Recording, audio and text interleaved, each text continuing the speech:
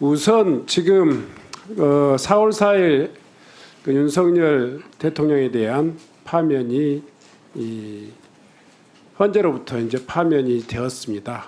아마 지금 이 상황이 내란 문제는 헌재 판결은 있었습니다만은 거기에 따르는 형사적인 또 이 수사가 진행되고 있는데 이 진행되는 과정에서의 검찰의 굉장히 그 의지 또 이 경찰의 어떤 노력 이런 부분에 대해서 몇 가지 좀 점검하고 가겠습니다.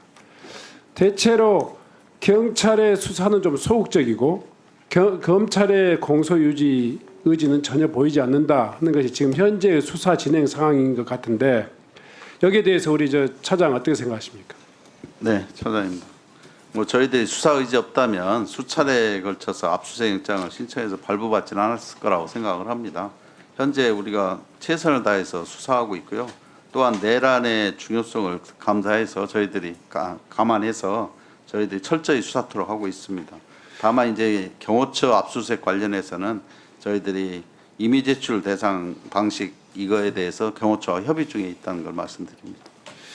우선 이 경찰이 답변석에서는 의지를 분명히 하고 있지만 지금 국수본 본부장 퇴임 이후에 좀 굉장히 소강 상태다 이런 느낌이 들어요.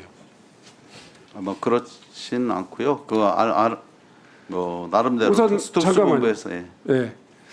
일단 경찰이 신청한 이 압수수색 영장, 그리고 체포영장, 구속영장 89건 정도 되는데요. 표에 보면 이 중에서 영장이 기각되는 검찰에 의해서 기각된 사례가 21건이나 돼요. 거의 이 정도면 검찰이 경찰 수사를 거의 방해하고 있다 이런 수준이라고 생각하는데 그런 측면에서 보면 경찰이 이런 악조건 속에서 수사를 진행하는 것은 대단히 악정 고투하고 있다. 노력을 그런 부분에 대해서는 인정을 합니다. 네, 의원님 말씀에 좀 공감하고요. 저희들이 예. 뭐 압수수색 영장만큼은 좀 많이 압수수색 영장이나 이 구속영장, 체포영장 이렇게 경찰에 의해서 불청구되는 그러니까 기각되는 이 사례에 대해서 어떻게 생각하세요? 그러니까 저희들이 이제 수사를 적극적으로 하기 위해서는 압수수색을 영장을 신청해서 발부받습니다. 다만 이제 여러 영장이 기각한 것에 대해서는 저희도 아쉽게 생각하고 뭐 다른 방향으로 해도 수사를 철저히 하도록 하겠습니다. 검찰이 영장을 가지고 수사를 방해하고 있다 이런 이 의심이 드는 정도의 대표적인 사례가 김성훈 경호차장에 대한 영장 신청의 건입니다. 3번이나 기각돼 있어요. 아예 그냥 이 법원의 판단을 물어보는 게 아니고 검찰 수준에서 3번이나 이 영장을 불청구했단 말이에요. 그리고 영장심의위원회가 검찰이 구속영장을 청구해야 된다라고 하는 그런 유권 해석, 그런 판결 결론을 내렸지만 법원의 영장실질심사 과정에는 검찰이 출석조차 안 했어요. 이런 검찰의 수사 방해 행위에 대해서 경찰 어떻게 생각해요? 거기에 대해서 이 소위 말해서 검찰을 직권남용 혐의로 고발을 조치할 그런 의지 있습니까 없습니까? 뭐 아직 뭐 고발까지는 저희들이 검토하고 있지는 않고요. 다만 영장이 발부됐으면 하는 마음입니다. 다만 아쉽기도 하고요. 앞으로 뭐 더욱 철저히 수사하도록 하겠습니다. 이 검찰도 문제지만 경찰이 지금 최근에 경찰의 수사 속도, 의지 굉장히 소극적이다 이렇게 생각하는데 그렇지 않습니까? 지금 아까 오전에 지금 답변 과정에서 16일 날 대통령실과 경호처에 대한 압수수색이 10시간 이상 대치하다가 그냥 임의 제출하겠다 이런 이 결론을 내렸는데 임의 제출하고 압수수색하고 또 같습니까? 물론 뭐 전혀 다르잖아요. 다를 수는 있다고 생각합니다. 대통령이 파면된 상태에서 대통령실과 경호처란 말이에요.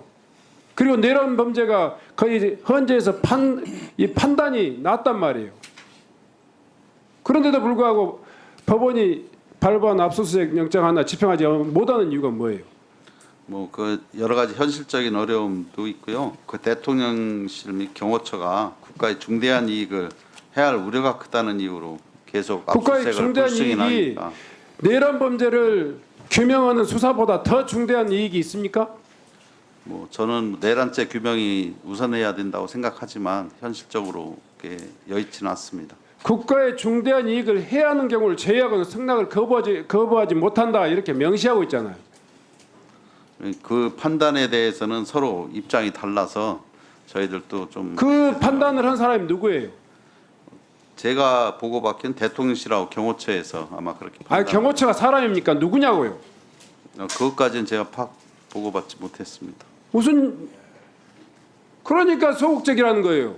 세상의 경찰의 수장이 이런 중대한 압수수색 영장을 소위 말해 거부했는데 누가 했는지 왜 말 못합니까? 경호처가 사람이에요? 뭐 그런 건 아니고요. 제가 그럼 누구예요? 구체적 사건에 대해서 보고받지 않기 때문에 압수수색이 그래서 그 사실에 거절당했단 대해서 말이에요. 보고받지 집행되지 않은 거에 대해서 그것을 구체적인 사건이라고 그래 이야기 얼버무리세요. 정진석 실장 아닙니까? 이야기하세요. 아니 그것까지는 제가 보고받지 못했습니다. 수학장 나와보세요.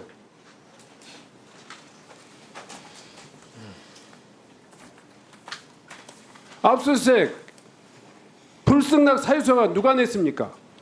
저도 그 부분은 구체적으로 보고를 받지 못했습니다. 지금 특별수사단에서 아니 누가 이 불승낙 이 압수수색에 대해서 거절했냐고요. 그건 법적인 절차고 구체적인 서면으로 했을 거 아니에요. 서면으로 했어요, 안 했어요? 그 부분은 특별수사단에서 집행을 하고 저희 결과를 개별적으로는 받지를 못했습니다. 그러니까 경찰이 한 소리 듣는 거예요. 세상에 내란 범죄를 수사하면서 내란 범죄는 통치권자라도 형사소출을 면할 수 없는 범죄예요. 그런 범죄에 대한 수사를 하면서 법원이 발부한 이 압수수색 영장이 아니 누가 거절했냐고 그런 묻는데도 대답도 못 얻은 경찰이 어디가 있어요? 아무리 그게 수사의 구체적인 비밀 사항입니까? 뭐 공개된 장소에서 구체적으로 여기서 아니 얘기하기는 어렵다고 생각합니다. 차장, 예, 직무대행님, 네, 차장입니다. 압수수색 영장이 거절당했단 말이에요. 자, 그러면 그 사유가 분명히 해야 되고 그 기관의 책임자는 아무나 할 수 있는 건 아닌데 그 기관의 책임자도 특정하지 못하는 그런 기관의 수장이 무슨 지금 그걸 어떻게 국민들이 아까 이해해요? 금방 말씀드린 수사사항이고요. 그 구체적인 내용에 대해서 여기서 뭐 말씀드리기는 어렵고요. 나중에 뭐 파악을 제가 또 해보겠습니다.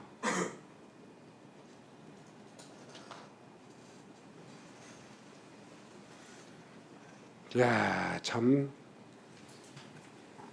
지금 110조, 111조 아시죠? 네, 그 정도는 알고 있습니다. 아시죠? 예, 알고 있습니다. 그 의미는 읽어보면 모릅니까? 국민들이 납득할 수 있을 것 같아요? 세 번이나 경호처 소위 말해서 경호처 차장에 대한 압수수색 집행도 못하고 말이에요. 저도 의원님 말씀대로 압수수색이 꼭 집행되어야 된다고 생각을 하고 있습니다. 다만 이게 이제 집행을 하지 못해서 저희들이 좀 아쉽게 생각하고 있고요. 뭐 다른 방향 뭐 이미 제출로 협의 중이라고 보고를 받았기 때문에 자, 내란죄에 대한 수사권 가지고 대통령이 풀려났어요. 내란 범죄자가 풀려났단 말이에요. 그럴 정도로 법 집행은 엄정해요. 그러면 압수수색 영장 집행도 좀 엄정하게 해야죠. 하여튼 특별수사단에 철저히 하도록 다시 전달하도록 하겠습니다. 철저히 해주세요. 알겠습니다. 그리고 그 거절한 사람의 소위 말해서 대통령 이 소위 말 비서실장인지 경호처 차장인지 분명히 특정해서 보고해 주세요. 그렇게 하시겠습니까? 네, 알겠습니다.